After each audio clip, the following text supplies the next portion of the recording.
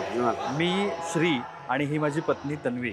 आम्ही दोघंजण श्री गुरूंचं हे जे कार्य आहे ते कार्य जाणून घेण्याचा प्रयत्न करतोय. इथे ही वेधशाळा आहे आणि ही संस्थांची आहे.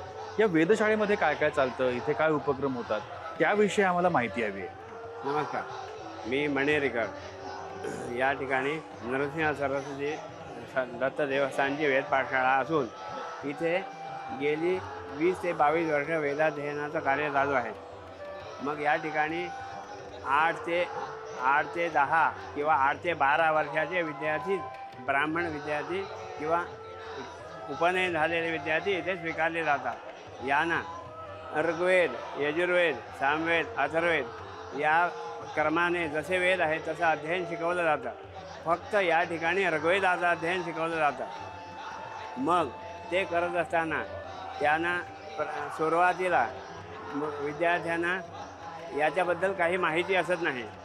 मग त्यांना स्वरापासून अक्षर, स्वर, त्याच्यानंतर त्याची उच्चारण पद्धती आणि पाठांतर पद्धती ह्या स्वतंत्र पद्धतीने त्यांना सगळं शिकवलं जातं.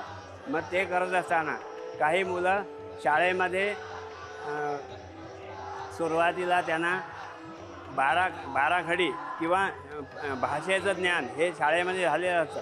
पण ते पुन्हा या ठिकाणी आम्हाला आमच्या ऱ्हस्व दीर्घ पद्धतीने संपूर्ण शिकवलं जातं.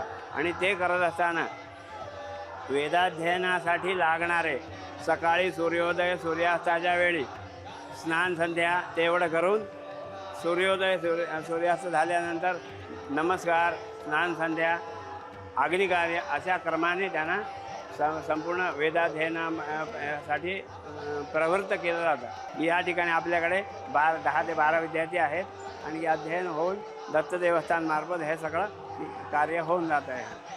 गुरुजी, खूप खूप आभार. तुम्ही खूप छान माहिती सांगितली आणि इथल्या वेधशाळेबद्दल, या कार्याबद्दल ऐकून खूप बरं वाटलं. आम्हा दोघांकडून तुमच्या वेधशाळेला खूप साऱ्या शुभेच्छा. येऊ गुरुजी.